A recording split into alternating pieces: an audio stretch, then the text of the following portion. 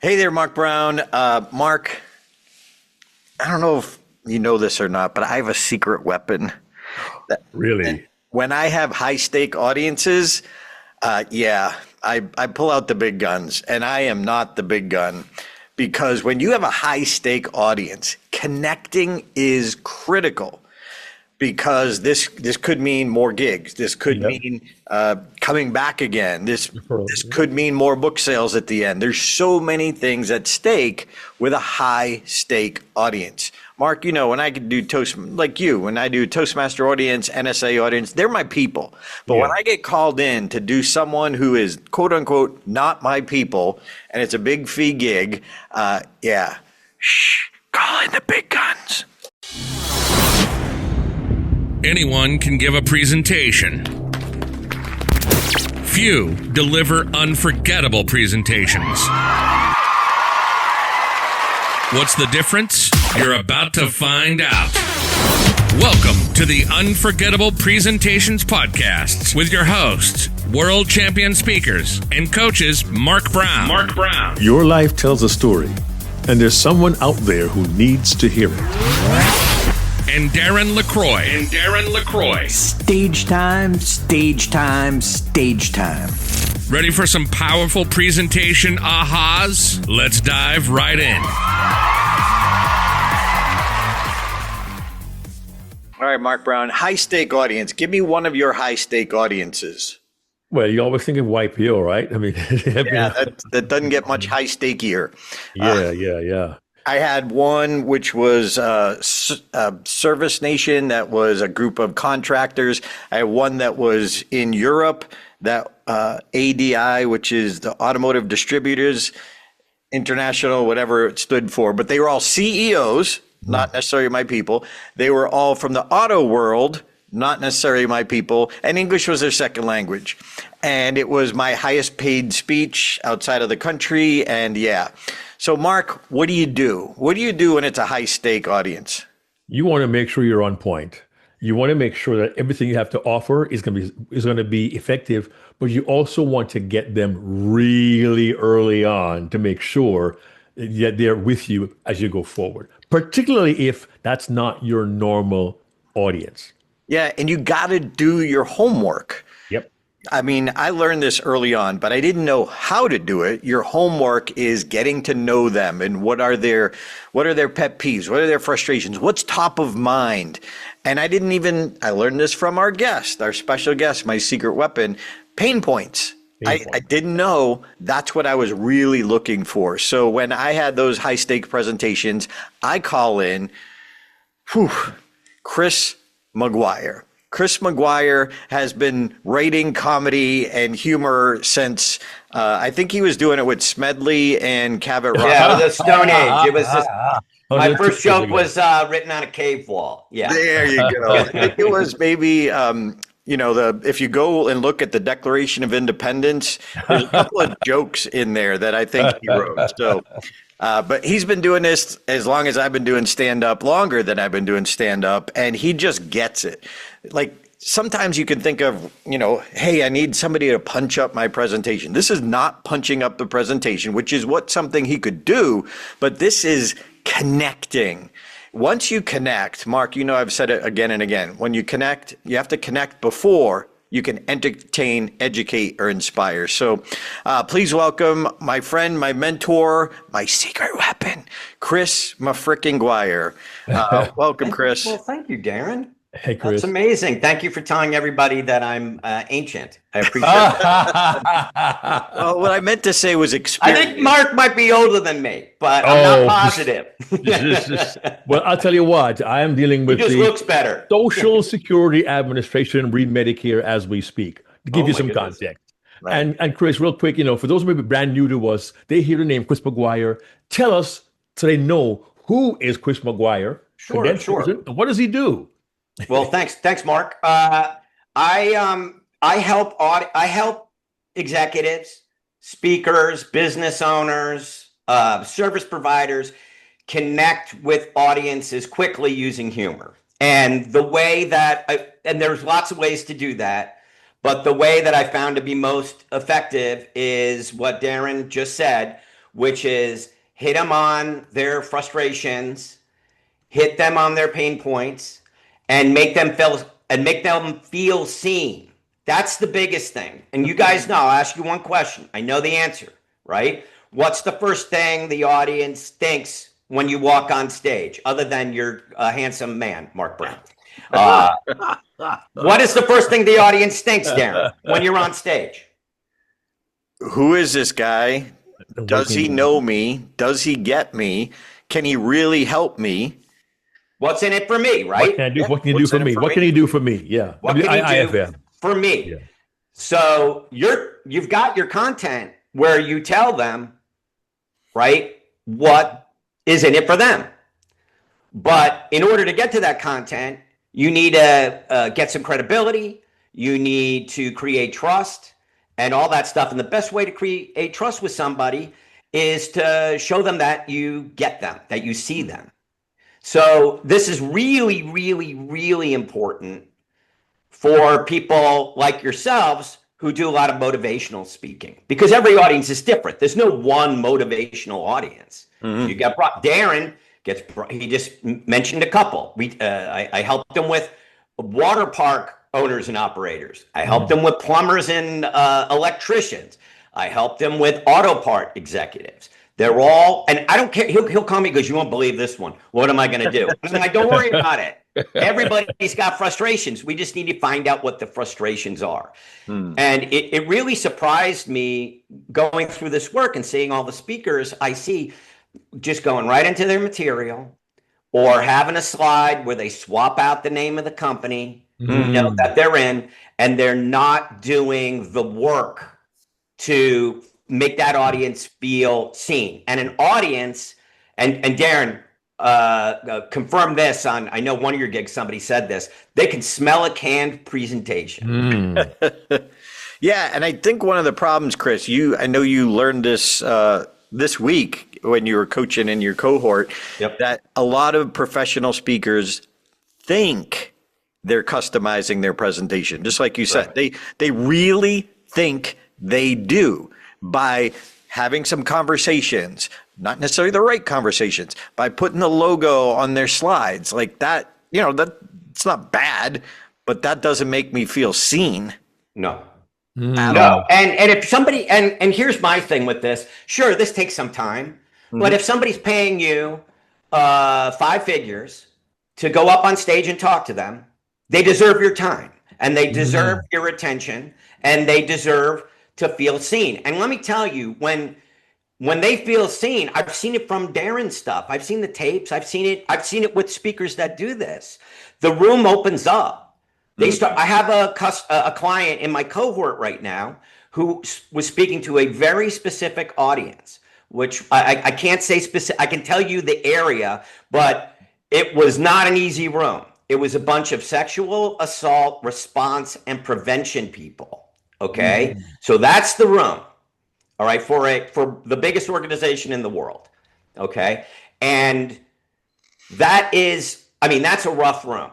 And within, she's been working with me for, I guess, about 4 weeks now. We worked on her open, and within 90 seconds, they're yelling amen. I'm not even kidding. They're holding up there. They're going, amen.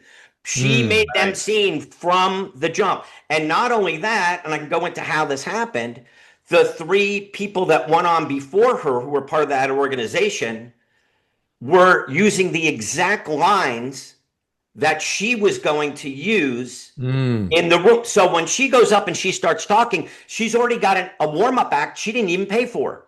She's got 3 people going up and using language, and she's using the room's language. And when and she's a leadership expert, by the way, which, by the way, she could take her leadership speech and talk to a variety of audiences. She chose to make this one feel seen. And when you do that, they go nuts. Darren, I want to ask you, let's talk about results first. Let's talk about the last one. What were your testimonials like? Oh, they were crazy. They were, I actually had the next morning, I was sitting in the opening session and a guy was sitting next to me and he literally wrote me a handwritten note and slid it over to me. And he said, "Thanks for making us laugh." That there wasn't even, the content is the content. But unless you make the connection, the content can be irrelevant. And I want to highlight something you said, Chris, right from the beginning. That's when the audience is most skeptical. And that's when the connection can be made if it's done right. The rest of it, that's like the trajectory. You might interweave some things. Like I had some conversations in the hallway at that one.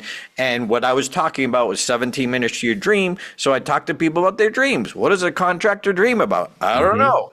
Thanks to your research, I got a clue. But when someone could specifically tell me what his dream was, took a selfie with me and him, popped it in my slides, had him stand up, boom, and he had a crazy story. Now I just lifted him up and I connected through. You literally made them feel seen. You put their photo in the slide deck. You made them stand up. I want to say, Darren, you're being too modest, because it wasn't just that you were funny, because I saw your testimonial reel. Everyone was doing your frameworks. Everyone was repeating your frameworks. Like it became sticky. Like the whole process, they're like, Darren taught me A, B, C, D, and E. And it's like, there was no cue card. Because of the connection you made, they were open to your content and they remembered it. And I thought that was like one of the most incredible. I mean, that testimonial reel was great, dude. That was really great. All right. So now that you brought it up, Chris, I'll just play a few seconds of it. And listen to the emotion behind this.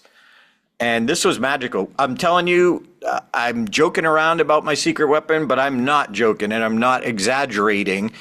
Literally, I could not have done this without Chris and his work. Oh, I absolutely loved watching Darren LaCroix speak. He customized everything. He had been at this conference for a couple days, meeting people, talking to people, figuring out what all our pain points were, and then he just rolled it beautifully into his presentation.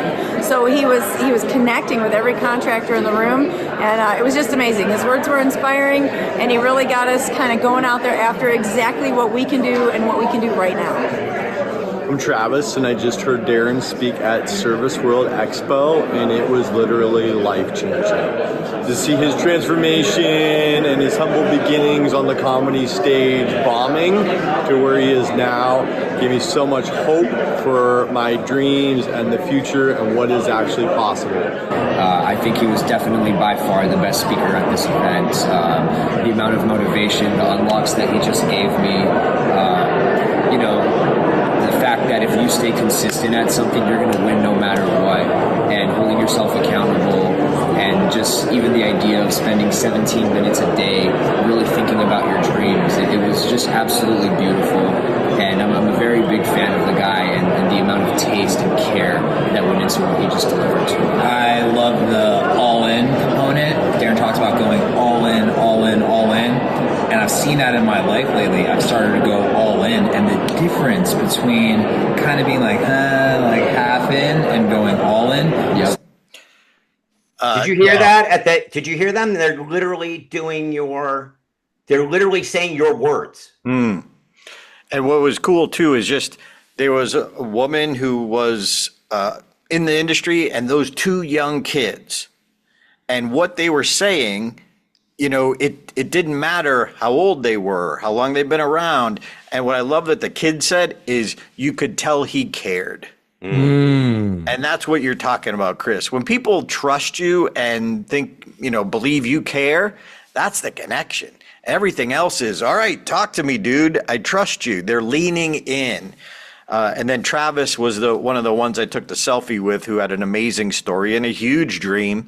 And I remember too, Chris, at the water park one, when I was talking about all in, there was a guy who went on the day before me. He was like a mentor. He got this big award because he was like the mentor of the association. So I just walked up to him and said, hey, because everyone saw him get it the day before. And I said, hey, what does all in mean to you? And I literally, what he told me, I condensed it, I put it in a slide and put a picture of me and him up. Now it's him talking about running water parks and the importance of all in. Yep, absolutely. And that's a really simple thing you can do. Look, it takes work. I mean, Darren puts in all the work. But you go the day before, talk to 3-4 people, get it on your iPhone, go back to your room, put it in iMovie. You can make a video real quickly that's multiple people talking about you from the event. And now you're literally making them seen because their face is up on the screen. And the key But is it's really about the frustrations and pain points. But what Darren does is really smart, where he's literally taking people from the audience and making them part of his show. And Darren said earlier, do it early. The Yeah. earlier you do it, because he said, without connection, content is irrelevant. And sometimes our setup is a bit long. And, you said to us, Chris, to connect quickly with high stakes audiences, you want to get them from the jump, I think is a phrase you used. So let's be mindful of that. How can we connect with them quickly, early, so that they know we care about them? And you said, Chris, that your client in 90 seconds. In 90 seconds, they were yelling getting amen. Yeah. Now, I know there are people here saying Darren's story is really fun. I love the video. That's great. But come on, Chris. 90 seconds in that environment. What's the secret? What's the magic behind getting that to happen? And Chris, I think you got to rename part of your process. How to get an amen. How to get an amen. I know. From jump. I wanted to have her. Seconds. I wanted to have her join for today. We'll do it another time, but her story is amazing. Yeah. And basically, there's like four-ish steps to the process. Okay. So the first step is research. And I used to do the good old-fashioned research, go to the website, read the whole thing, write down stuff, take notes, all that. So I understand their business, because I don't know what auto parts people are work. Like if Darren goes, I got auto parts guys. I'm like, and he's like, what are we going to say? And I'm like, look, everybody's got a car. We can figure this out. Right. So I went and I read what it is they did. I wrote it down, blah, blah, blah. So I did that by hand. Right. And a little bit of Google. But now with AI, you can do it much, much, much, much faster. So the first thing you do is, I call this process becoming a pain point detective. So think about the pain is the crime. You are the detective trying to solve the mystery of what's keeping them up at night, to use the hacky phrase, right? So the first thing you do is you open your case file. That's research. You can do it with AI. You can ask them what the audience is in the room, their industry and their occupations in that industry. What are the biggest challenges that they're facing? And you'll get a lot of output. And you go through that, and if you know the room, and a lot of people do. I'm working with a client who's got a speech coming up with project managers. She's doing a PMI thing. And I said, how well do you know the room? And he goes, well, I've spoken to them 21 times. So that person probably understands the room pretty well. So they can verify that case file, probably just themselves, going through the output, right? And saying, is this true? Is this not true? Because you can't trust AI to be true all the time. And your output's only as good as your input. So if you're not specific enough, AI will always go for the fire. Okay. So what I mean by that is this, right? If my audience is public speakers, and I say, what are the biggest challenges facing public speakers? What do you guys think the first thing I'm going to get back from the AI is? Just think about it for yourself. The fear of public speaking. No, I'm not talking about new public speakers. I'm talking about keynoters. Okay. Right. But AI might still bring that in, is what I'm saying. Yeah, probably some. I'm going to tell you what it is. It's money. It's where am I getting booked? When's my next gig? There you go. How do I get more gigs? How do I get paid more? Right. Well, I don't solve that problem directly. Right. I don't solve that problem by like, here's how you do lead generation and here's how you follow. I don't do that. It's not my lane. But the AI is going to put it like fire, because it is like the number one thing from people I talk to. Right. So when you look through your output, you have to go, well, that's not a problem I solve. So why bring it up? Right. So for Darren, for example, he could talk about pain points, but the best way to approach that is to go, well, how do I solve those pain points? audience. Right. So So those this are is the the- ones you want to address, because otherwise you're just bringing up fire. Okay. So the AI will always go to fire. So you have to go through this thing and go, what's in my lane? Right. And you've got a smaller list of pain. I like to go really, really, really deep. Like, what's the thing they don't even articulate? And this is a little bit of psychology. You never write the humor for that level because it's no fun, right? There's no fun in, was this business even worth starting? There's no fun in that, but that's something that people are like, why did I even get into this, right? But that manifests itself in frustrations that show up every day. And those are the things that you want to hit, okay? So first of all, you do research, okay? Now you've got to verify the research. And if you don't know the audience, this is where the most important part of the process, which is you need to talk to people. Now, a good event planner will verify a lot of I call it the pain map, okay? A good event planner can verify most of the pain. It's very, very important when you're doing an interview, whether it's the event planner or other people. And by the way, I encourage, like in my cohort, I tell everybody 3 to 5 interviews, okay? 3 to 5 30-minute interviews with people. And you start with an open question, like in 2026, what's the biggest frustration facing you today? Let them talk. Just shut up and let them talk. Okay. And be recording this so you get the transcript. Let them talk. Okay. Now they're going to raise some fire, which is stuff you don't solve, which is the next question. You have to ask it, what's the problem you solve?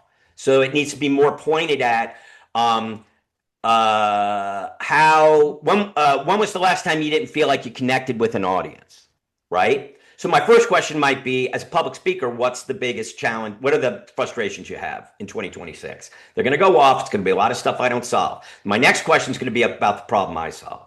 And then you keep going and verify as they're talking, you're verifying the pain map, right? So if there's anything that they don't mention, don't waste their time.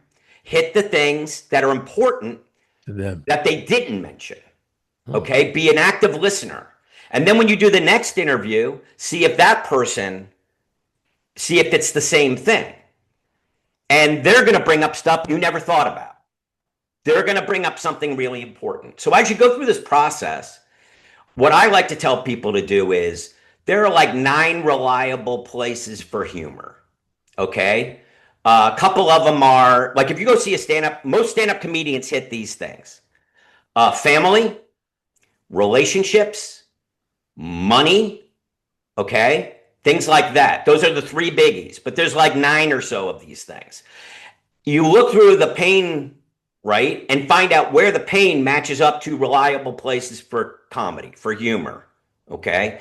Now, because writing a funny bit about something that's not funny, like not fertile for comedy, is a waste of time. It's frustrating and it may not be effective. So if you can bring in family or relationships, for example, Service World, which was the plumbers and the electricians and the HVAC people, the thing that jumped out at me was, I work with my spouse, right? I got a small family business and I work with my spouse. Number 2, I want my kid to take over my business, but I don't know if he wants it.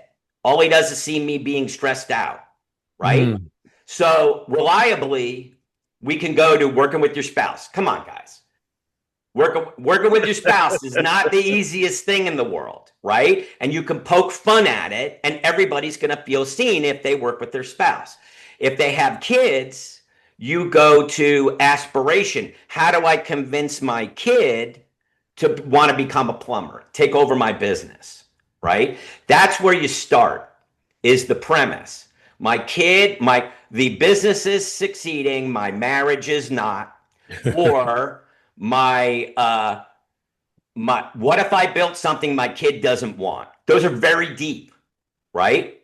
So you point to the daily frustrations, like the Friday night where you and your spouse are going over invoices, right? You point to, I'm an electrician and I've got 100% success rate, but only a 1% success rate at making my kids recitals. You know what I mean? So that's where it shows up, right? So the next step is to mine the humor. Okay. Now there's a couple ways you could do this. Darren, tell me if I'm monologuing. I know I'm monologuing. Oh, that's why you're here. Okay. We do this all the time. We want you to monologue. So for Darren has a great background in humor and the head and in comedy, right? So I can write jokes for Darren, written jokes, and Darren's gonna be like, I'll tell that joke. I'll tell 5 jokes. Hell, I'll tell 15 jokes because he's confident doing it. But jokes are unpredictable. Jokes are unpredictable. Yep. Okay, you can screw up the delivery. It may not be the right joke. And the biggest thing, Darren, is what? Testing. Mm-hmm. Okay? It's hard to test 10 jokes. In a room you're only going to be in once. Hard to test custom too sometimes. Say what? Custom humor. It's hard to test custom. That's what I'm talking about. I'm talking about custom humor about plumbers.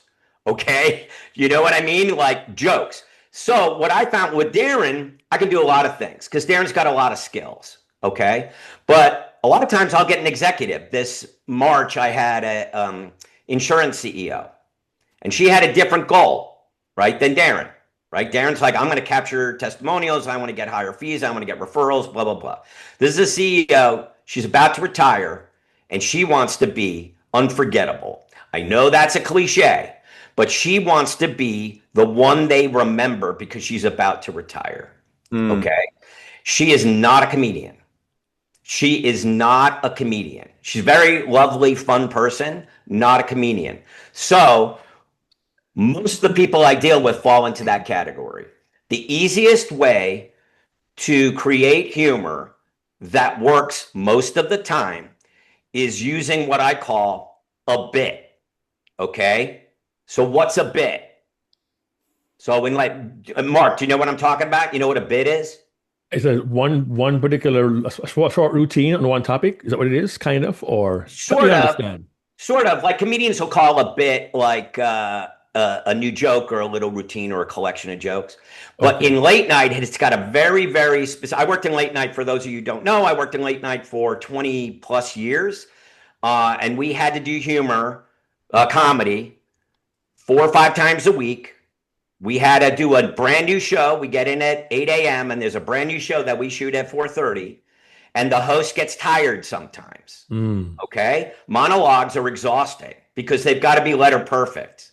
Okay, but bits are those things like top 10 list, thank you notes, celebrities read mean tweets. It's a refillable piece of humor that does. I call it heavy lifting. It does the heavy lifting.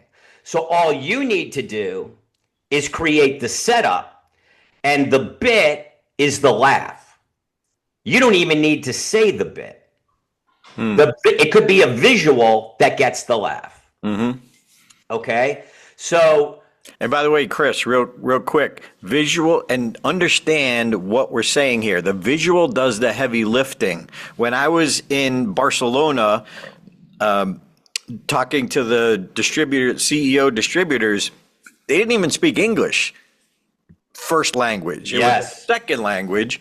So the visual helped me get the humor across that crossed both languages or whatever their first language was. So the visual is critical. It does the work for you. Chris? Yeah. Can I share? I'll show you an example. Hold on. Okay. So I have 4, I call them plays. All right. I have 4 methods that I coach people on to do this. If it's me writing for somebody else, I've got many, many more to deal with, but I'm going to share one with you that's extremely powerful. Okay. It's called the ridiculous solution. So the ridiculous solution is a fake product, service, whatever, that you get to it by this. You talk to somebody in a business and say, if I had a magic wand, if you had a magic wand and can wave it and one of your things would go away, or you could summon anything to solve a problem, what would it be? Okay. So again, testing. I went to Game Changers. My goal was be unforgettable. And I wanted to get business in the back of the room. Okay. So I closed my speech talking about speakers. That was my room, speakers pain. Okay. So the ridiculous solution is something so ridiculous that solves a problem that they wish it was real. So I'll give you an example. Here we go. Can you guys see? Yep. Okay, so this is the name of my program, and this is a subset of what I do with Darren in the high stakes audience presentation a workshop, which I'm sure we'll talk about. Okay, so speaker pain. This is a piece of pain that I verified with a number of people in the audience. You got lowballed by the event planner. Not only that, they won't let you sell your merch or whatever, your books, anything, your services, nothing from the back of the room. Here's the ridiculous solution. The Callback Brothers Speaker Bureau. Okay. We make offers. They don't refuse. You speak, we handle the rest. Don't worry about the rest. Fully licensed, mostly legitimate. Hey, Chris, Okay? take your cursor off the top. Oh, sorry. Here we go. Yeah, the Callback Brothers. Sorry. There we go. So you see, they return our calls. So this is the bit. This is the bit, right? You're getting lowballed. That's why you need the Callback Brothers Speaker Bureau. Okay. And this is the one that everybody laughed. I did 3 of these. This is the one everybody laughed at. Like when you stack multiple ridiculous solutions, you have a better chance of one landing, right? I'll give you another example of an audience. Okay. This is another play. This is insurance brokers. The audience was filled with insurance brokers. These are 4 of their pain points. They're invisible until something goes wrong. They're the face of the claims process that everybody hates. They're experts in a boring subject clients won't learn. And they take blame for the carrier's mistakes. How do I know this? I read about it in the Broker's Bulletin. Okay. This is a fake magazine. You see the hero headline explaining deductibles to people who will forget by Tuesday. Right? 5 ways to look calm while open enrollment eats you alive. You know what I mean? These are all pain points and it's put on a visual, right? Nice. Now, all you need to do is point to the visual and verbalize. That's the laugh. If you did the work, and you did the testing, this should be a home run and something that's easy. Wow. A refillable piece of humor that does the heavy lifting. That's great. I couldn't on that, but that last one, Chris, I noticed also in the background 247 unread emails, the to-do list on the whiteboard. Yeah, let me get the sorry, you can see it on the slides here, but like, but what I'm saying, the brilliance of that slide is you want us to look at the slide and you give us more reasons to look at it by having realistic issues that you're dealing with. 247 emails, I got to do my to-do list, and it's just a brilliant way of getting to that particular audience and the pain points that they face every single day. And it goes back to what you said earlier. Do the research and verify the research so that what you're going to provide for them, they understand. And all of that goes back to one of the first points you make, to show that you see them. Exactly. That's brilliant. Exactly. They're like, not when you list their pain, like insurance brokers are facing a lot in 2026. You're the face of the claims process. The carrier, you get blamed for somebody else's mistakes. Your Octobers are miserable. You know what I mean? You say that and they're like nodding. Once they're nodding, the next thing is your amen. Your next thing is the amen. Okay? Once they're nodding, they're like, this guy gets me. This person gets me. Okay? And the danger of a magazine article, just FYI, to be very clear about this. First of all, they're a little harder to write, but they can be very, what I call noisy. What noisy means is ChatGPT or whatever image generator you're using to create the article will create, Mark, you mentioned it, a lot of fun things for the audience to look at. So it's the speaker's job to make sure they stay focused on the thing that's most important. So this particular one, I would if I was handing it to a client, I would denoise a lot of it. And then maybe at the end, by the way, here's more of the cover, and then just let them have fun. Right. You know, or email the full cover to the event planner or the person at the association to blast out so that everybody can have fun with it. Yeah, Chris, this goes back to what you're talking about, testing. When you and I created the covers for the book series that we did, you specifically, we reached out to people you and I knew who were in the contractors world. I also made the mistake of showing it to some people who weren't in that world, and I didn't get the reaction. And I actually lost confidence. Faith in it. You lost confidence in it. But when I went to people who were in that world, all of a sudden it made more sense. But we made, let's say, I don't remember the exact number, but 8 covers and narrowed it down to the best. I think like 6 or something. Yeah. But you 5. can't. I got it right here. We have something like 5. Yeah. Yeah. You can't narrow it down to the best ones without testing it. Yes. That's the importance of testing. And you bring up something really, first of all, there's testing. And the second thing is just remember, okay, this is why you need to test it on the right people. Because if you do this right, they need to be inside jokes, right? So the whole thing about the insurance brokers is, if I showed that to, you know, my housemates or maybe even you, Mark, you know what I mean? It's like, okay, that's cute, but like, it's not your pain. It's an inside joke on your pain. And the same thing for plumbers and all that stuff. So again, and all respect to speakers, they're the worst people to test this on because they're not in the audience, right? So when I was testing this with Darren, I have lots of house issues. My electrician came over and I go, hey man, can I show you something? And I just showed him the stuff and he was like laughing so hard and he was smiling. And I'm like, which one do you like the best? And he would point to which ones he thought were great. I had plumbing issues the next week. My plumber comes in. I do the same exact thing. So it's like talk to. Can you write it off as a business expense now? Your plumbing? I did not do that. I should have. That's brilliant. I should have done that. But the point is that it's gotta feel so specific to them. Like I wrote about this in my LinkedIn and my Substack. About my client that just did the sexual assault and response and prevention thing. And I said, I didn't even get the jokes. You know what I mean? She crushed and I didn't even get the jokes, right? That's how you know that it was made for that audience. Right. Customized. Testing is so important because, again, if you tested the wrong people, like Darren did, you lose faith in it. And the cool part about testing is when I did test the right audiences, it built my confidence.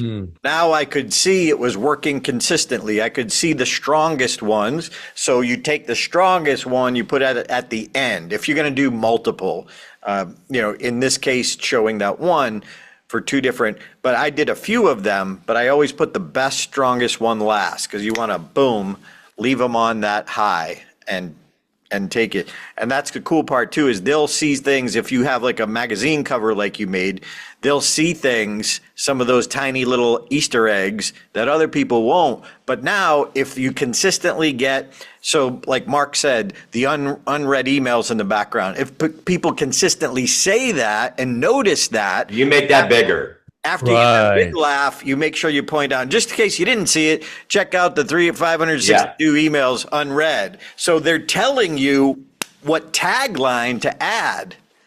And here's the coolest part. This is fun homework. People are laughing. This is not the grudgery.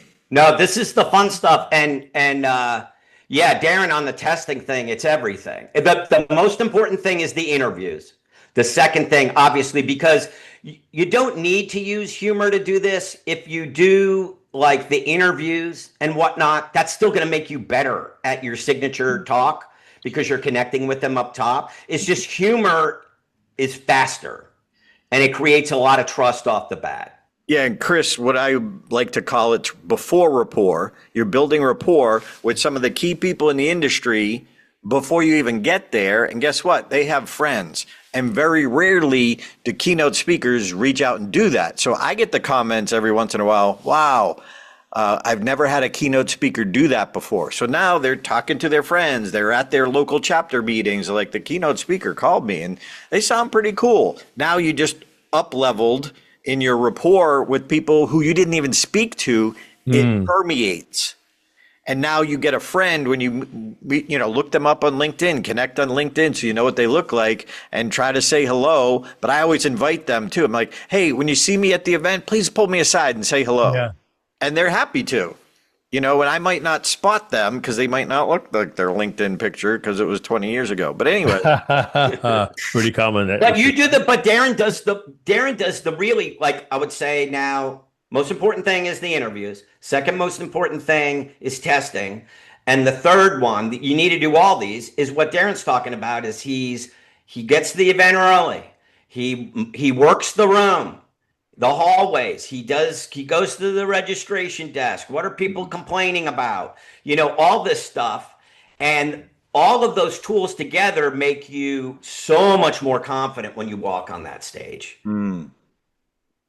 Yep. So real quick, Chris, recap those steps again so our audience can grab it and make a note of it.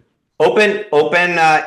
To be a pain point detective, you open a case file. The case is the audience. The mystery is what's the pain. Okay. Right. So the first thing is you do research. That's your case file. We got that. You get lots of research. You go through it. Now you verify the research with whatever knowledge you have and interviews. That's the second thing. A good event planner can verify a ton of it, but that doesn't mean you shouldn't talk to more people. Right. Because association heads sometimes are removed from the actual people in the audience. So you need to talk to as many people as you can. You need to conduct good interviews and make sure that you're focusing on you want to understand their biggest problems, but you also want to focus on the frustrations that you solve. Okay. Because if you get up there and talk about you want higher fees and blah, blah, blah, or whatever, right? That's not a problem I solve, right? But for that audience, that was a good bit because I was demonstrating a bit. So the second thing is interview the witnesses. The witnesses are the people in the audience. The third thing is uncover. You've now verified the pain. You pick which points you want to hit. And again, there were reliable places for humor, work, family, money. Those are very reliable places for humor. So, look at those. They're screaming at you. Okay. They're saying, pick me, pick me. And then the final thing is to run a comedic play, which is create some kind of a bit. If you're not a comedian, some kind of visual that does the heavy lifting. Could be a book cover. Could be a manual that electricians use. It could be a business card with a different occupation on it, which is your real occupation, right? The thing you really do, the thing that's not in the brochure, So you just hit different. Think about what's in their world, like what relics are in their world. Is it a business card? Is it a job posting? Whatever it is, and then hit that. And use their words in the humor. Use their language. Use their words. Use the language of the room, you said, right? Use the language of the room. What'd you say, Darren? I'm just thinking, Chris, of the conversation you talked about earlier, with this working with your spouse and flip it over and the other side of the business card says, I can teach you how to turn invoice night into date night. I think one of the solutions I had was, let me see if I can pull it up 1 second. Well, it doesn't matter, but the idea was, you wouldn't do for a contractor, you wouldn't do your own electrical work. Why don't you think you'd subcontract it? So why don't you subcontract your marriage? And then hire a guy who'll do date night, hard talks with your family, and in-law visits, stuff like that. So, it's like whatever it is, just come up with a ridiculous solution that's so silly that they have to laugh at. Yeah. It's good. This is good. Nice. Good. Well, hey, Chris, really appreciate you joining us here. But Chris, I have to ask you got to tell the joke that I wrote for ADI about you taught me that you look for the gold mines of the city. what's that city known for? And is it the Horror Film Festival? The Horror Film is in Festival. Stiges, which is right next to Barcelona, but technically it was in Barcelona, in Stiges. And like, you found this gem that I would have never even thought of. And that's one of the reasons you're my secret weapon. This killed me, but the pain, it wasn't the pain, because this is location humor. Now we're talking about something different, which is location humor, but it's also very powerful. Like, because you have this, you're in the same location, right? But this is how it connected it. So there was a question, I call these Columbo questions. You always ask one question to throw them off guard, right? So if the question is, you're talking to auto distribution, auto parts guys, aftermarket auto parts guys. Here's a Columbo question. What makes you happy? Immediately, they're like, every time a car breaks down. All right.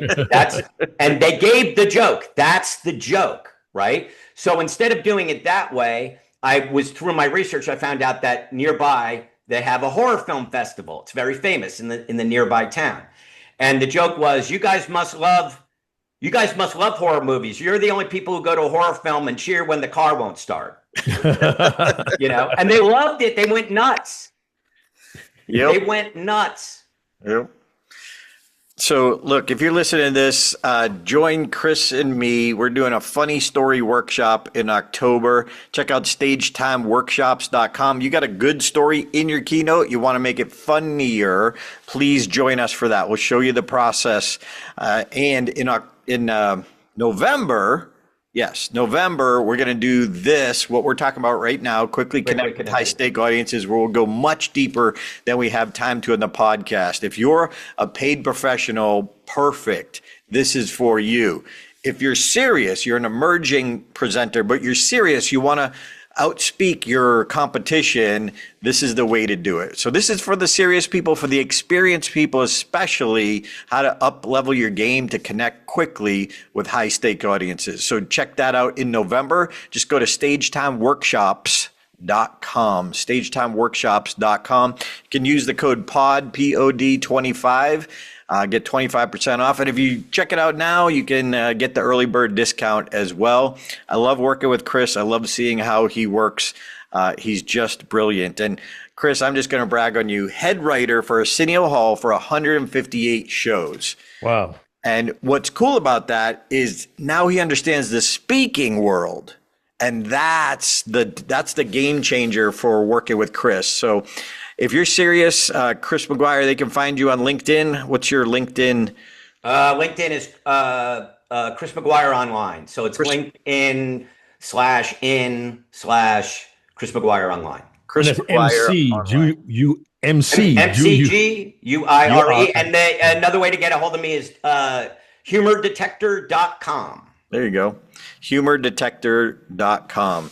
I'm telling you, if you're serious about this business, you got to understand how Chris thinks. Now, I know AI is out there.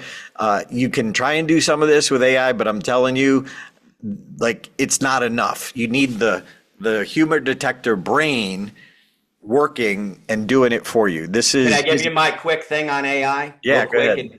In a minute.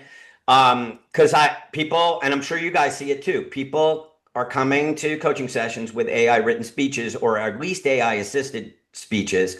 For me, I get humor. For you guys, maybe not as much humor. Maybe it's more points, but it's obvious that it's AI. And I have no judgment. I understand, and I'm not saying don't do it at all. But what I always ask, and not in a snarky way, I want to know for real, do you think this is funny? And the answer is usually silence. Or it's, I don't know. Sometimes it's like, that's why I'm here. You know what I mean? Yeah. But the truth of the matter is, people are outsourcing their creativity to AI, and they just assume it's funny. Yeah. And often there's something there, but it's probably not funny off of the page. Yep. We need a chrisai.com. A secretweaponai.com. Secret weapon. There you go. So much knowledge, so much wisdom, so many nuggets you dropped today. Chris, thank you so much for your time today. Thank you, guys. I appreciate it. Thank you, Mark. Thank So you, Mark Darren. Brown, we got to recap. I'll give you a quick couple. Sure. One is connect early. Okay. The audience wants to know what's in it for me. They want to know that you care. So hit their frustrations, hit their pain points, and show them that you see and get them. Why? They can smell a canned speech and they deserve your time and your attention. Be wise. Use the language of the room. And remember, without connection, content is irrelevant. Become a pain point detective. Chris lists all those points later on, but don't forget, when you get them to nod, the amen is not far behind. So, Chris, thank you so much for teaching us how to open a case file, run a bit, and quickly connect with high stakes audiences. Thank you, brother. Thank you, Mark. You're a master. Thank you. All right. Hey, thanks for joining us again. StagetimeWorkshops.com or reach out to Chris on LinkedIn, chrismcguireonline.com. Chris, thanks for being here. Always love Chris McGuire online at LinkedIn, and it's humordetector.com. humordetector.com. Sorry about that. No, it's okay. Thanks for the grace. So thanks again for listening. Join us next week where we're going to talk about, I have no idea. See you next week. After decades of coaching, we know that the biggest challenge most presenters face is not getting the quality of feedback they need to be unforgettable.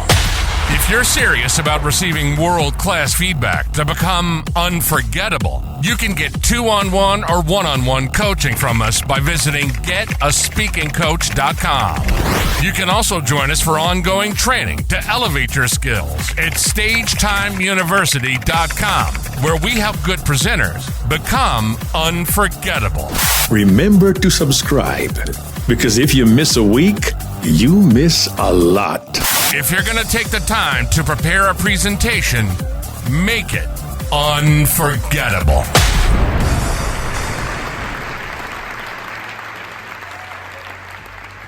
And thank goodness for Darren and Mark. I couldn't have done it without them.